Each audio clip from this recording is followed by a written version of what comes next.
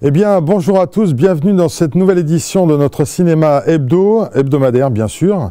On va parler cinéma, ça vous le savez aussi. Bon, vous avez remarqué, j'ai mis le pull. Pourquoi? Parce que le froid est arrivé. Donc pour cette semaine, j'ai vraiment voulu vous parler du soleil. Donc on va aller à Marseille, sur un film où on va retrouver Jean Dujardin et Gilles Lellouche. On va parler de soleil encore, puisqu'on va aller faire un tour vers la région de Toulouse, le sud-ouest. Mais par contre, on va faire un petit retour après vers Londres. Et là, on va retrouver un petit peu le froid. C'est cinéma, d'accord, mais on va aussi parler de météo.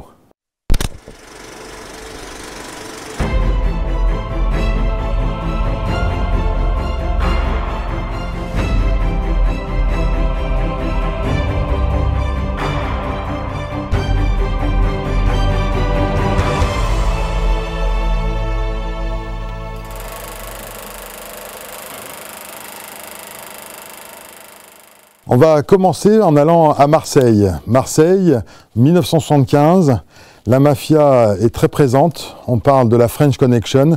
Et pour lutter contre cette mafia, on va dépêcher un jeune juge, Pierre Michel. Il est pour l'instant basé à Metz, mais il va devoir s'occuper de la French Connection. La French Connection qui est dirigée par Gaëtan Zampa, le parrain local. On parle de drogue, on parle de mafia, on parle de détournement d'argent.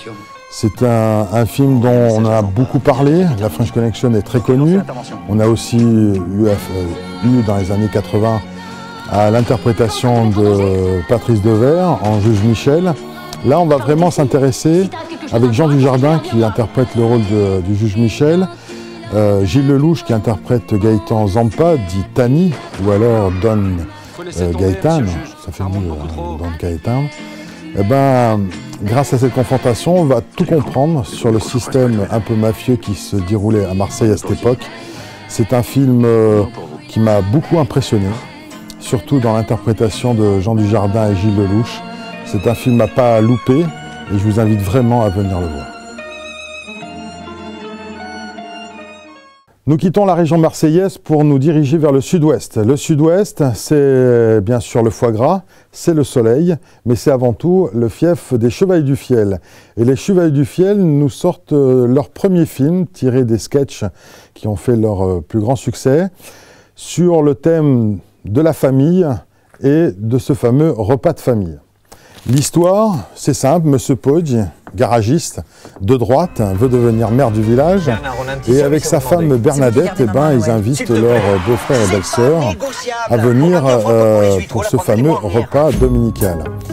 Ça ne va pas se passer comme il le souhaite, puisque Bruno, lui, est de gauche. Donc les discussions, on parle politique, on parle un petit peu de drogue, on parle des conflits un petit peu liés à leur passé et aussi à leur avenir, et avec la grande question, la question que tout le monde se pose, mais qui va prendre Mémé à Noël? Et je vous laisse découvrir la suite. Nous quittons le soleil pour aller vers l'Angleterre. L'Angleterre, certes, pour question soleil, c'est pas franchement le pays idéal, mais l'Angleterre, pourquoi? Parce qu'on va aller à Londres et retrouver notre ami Paddington. Paddington, qui c'est? C'est un jeune ours péruvien qui n'aurait qu'une chose, c'est de trouver un foyer et une vie un peu meilleure pour lui, avec de meilleures conditions. Le seul problème, c'est que Londres, la ville qu'il rêvait de découvrir, n'est pas forcément facile pour un jeune ours péruvien. Il va quand même trouver une famille, la famille Brown, qui va l'adopter, même si au départ c'est un petit peu difficile, parce que Paddington a la particularité de ressembler un petit peu à Mr Bean en étant très maladroit.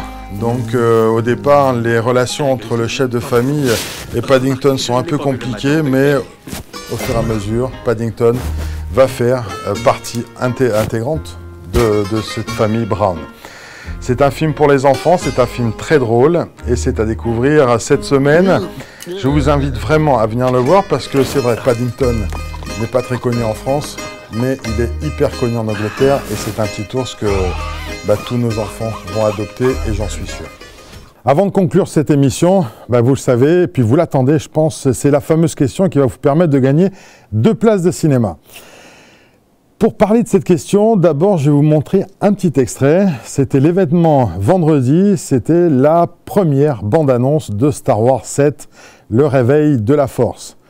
Regardez plutôt et observez bien parce que la question en dépendra.